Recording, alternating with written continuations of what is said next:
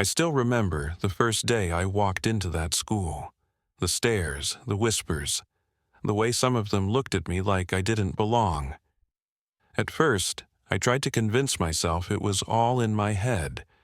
Maybe I was just overthinking it. Maybe they were just curious. But as the days passed, the truth became harder to ignore. It started small, little things that could almost be brushed off. A few classmates giggling when I walked by. Someone accidentally bumping into me a little too hard in the hallway. The way the lunch table I sat at suddenly became empty the next day. I told myself it wasn't a big deal. I just had to focus on my studies and keep my head down. Then came the words. They didn't even bother whispering anymore. Why don't you go back where you came from? Hey, I didn't know they let people like you in here. Must be nice getting into schools just because of your background. They laughed as if it was all just a joke, but the sting of their words stayed with me. Every single time. The worst part? The teachers did nothing. One time during a group project, a boy in my class looked straight at me and said, "We don't need you in our group. You probably don't even understand English properly." I opened my mouth to respond, but the teacher just gave me a quick glance and continued with her lesson. Like it was nothing. Like I was nothing. I stopped eating in the cafeteria. I stopped trying to talk to anyone. It didn't matter what I did, the message was clear. I wasn't welcome. My dad always told me to stand up for myself, but how do you fight back when the people in charge pretend they don't see what's happening? When every glance, every whisper, every cruel joke reminds you that no one here is on your side. One afternoon, I was at my locker when I heard my name. I turned around just in time to see my backpack go flying across the hallway, books spilling everywhere. Laughter echoed through the corridor. My hands clenched into fists, but I forced myself to stay calm. If I reacted, they'd win.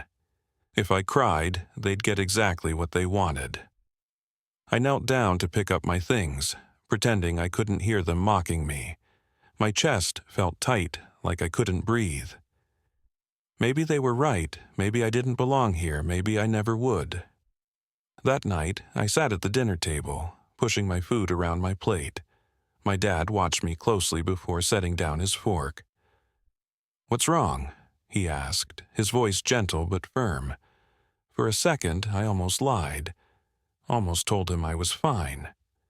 But then I thought about tomorrow, and the day after that, and all the days I'd have to keep pretending like none of it hurt. So I took a deep breath and told him everything. My dad listened carefully as I told him everything, the whispers, the stares, the insults, the way my teachers ignored it all. His face remained calm, but I could see the tension in his jaw, the way his fingers tightened around his glass. He asked if I wanted him to talk to the school, but I shook my head. "It'll just make it worse," I muttered. I wasn't even sure if I believed that, or if I was just too tired to deal with any more attention. The next day, I tried to act normal, like nothing had changed, but things had a way of getting worse just when I thought they couldn't. It started in the morning. I walked into class, and as soon as I sat down, I heard snickers from the back. A crumpled piece of paper hit my desk. I hesitated before unfolding it. My stomach dropped. A poorly drawn picture of me with exaggerated features, surrounded by slurs, ugly words scribbled in thick marker. Laughter erupted from behind me. I felt my face heat up, my hands trembling as I shoved the paper into my backpack. The teacher walked in seconds later, oblivious. Or maybe she just chose to be. At lunch, I tried to find a quiet corner outside, away from everyone. But they found me. A group of them standing in a half circle, blocking my way. "Still here?" One of them sneered. "Figured you'd have transferred by now." Another girl leaned in, lowering her voice like she was sharing a secret. Maybe if you cry hard enough, they'll let you go back to wherever you came from. I wanted to push past them, to say something, anything, but my throat felt tight. I hated this, hated feeling so small, so powerless. Then, one of them did something I wasn't expecting. She reached for my lunch tray and before I could react, flipped it out of my hands. My food spilled onto my clothes, my drink splattering across the pavement. The laughter was louder this time, sharper. I froze. My fingers curled into fists at my sides, my heart pounding so hard it hurt. I refused to let them see me cry. Not here, not in front of them. So I turned and walked away, ignoring the jeers behind me. By the time I got home, my clothes were stained, my appetite gone. My dad saw me and didn't ask any questions. He just waited. And that night, for the first time, I let it all out. The frustration, the exhaustion, the helplessness. I told him everything. He listened, and when I was done, he simply said, "I'll handle it." I didn't know what he meant. I didn't know what he was planning. But something in his voice sent chills down my spine. The next morning, my dad drove me to school. I didn't ask why. I just sat there, staring out the window, my stomach twisting in knots. He had that look, the one that meant he wasn't going to let this go. The one that meant things were about to change. When we pulled into the parking lot, he turned to me. "Point them out," he said. His voice was calm, steady, but I knew better. He was furious. I hesitated, not because I didn't want him to know, but because I wasn't sure what would happen next. "Dad, it's not. Point them out." I swallowed hard and glanced toward the entrance. They were there, like always, laughing, pushing each other around, acting like the world belonged to them. My dad followed my gaze, nodded once, and got out of the car. I wanted to stop him, but my feet felt glued to the floor. I watched as he walked straight up to them. The group fell silent. They weren't expecting this. He was taller than all of them, his presence alone enough to make them shift uncomfortably. "Which one of you thinks it's funny to bully my daughter?" he asked. His voice was quiet, but it carried weight. No one answered. A couple of them exchanged nervous glances, shifting their feet like kids caught stealing candy. One of the boys, Nathan, the loudest of the group, scoffed and crossed his arms. "We were just joking, man, no big deal." My dad took a step closer. Nathan took a step back. "A joke?" My dad's voice was ice. "You humiliated her. You threw her food on her. You called her disgusting names. Tell me, does it still feel like a joke?" Silence. "That's what I thought," he said. "Listen to me, and listen carefully. If I ever hear that you or anyone else lays a hand on my daughter again, there won't be any jokes. There won't be any warnings. I will personally make sure every one of you is held accountable, starting with your parents, your principal, and if necessary, the police." A teacher had stepped outside by now, noticing the commotion. The principal followed shortly after. My dad turned before they could even say a word. "I'd like a meeting," he said, his voice calm but commanding. Now. I had never seen the principal move so fast. Within minutes, we were in his office. My dad laid everything out. The names, the insults, the blatant ignorance of the teachers who had watched it all happen and done nothing. The principal stammered, promising action, blaming miscommunication and unawareness. My dad didn't let him off the hook.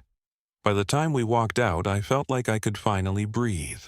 The bullies wouldn't get away with it this time. My dad made sure of that. And for the first time in a long time, I didn't feel alone. The next few days at school felt different. Not just for me, but for everyone. The whispers were still there, but they weren't mocking anymore. They were curious, uneasy.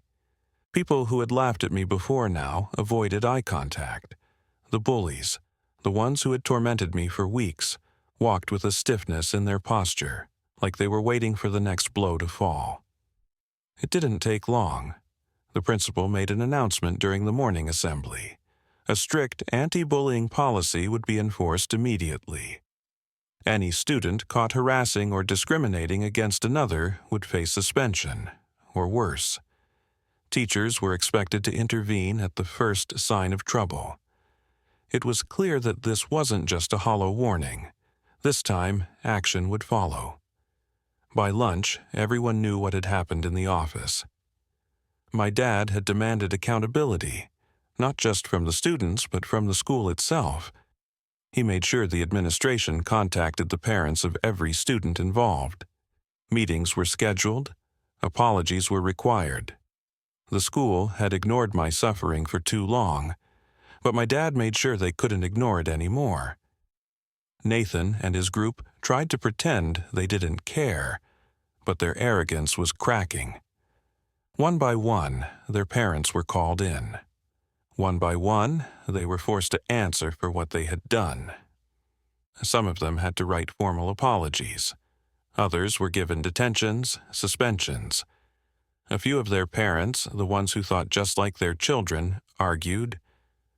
My dad didn't back down. "I don't care if you think it was just a joke," he told one of the fathers who tried to brush it off. "Your son made my daughter's life miserable. If you won't teach him respect, then the world will." That was the difference. My dad wasn't just angry. He wanted them to understand, to realize that their words, their actions had consequences, that bullying someone because of their race, their background, wasn't something that could be excused as kids being kids. It was hatred, and hatred, if left unchecked, only grew.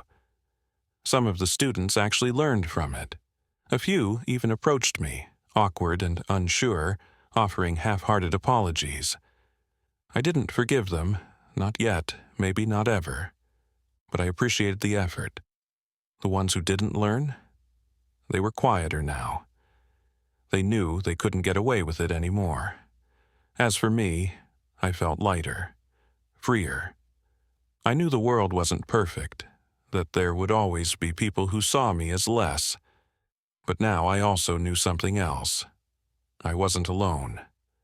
I had a father who would stand up for me, no matter what. I had my own strength, my own voice. And from now on, I wasn't going to let anyone silence it.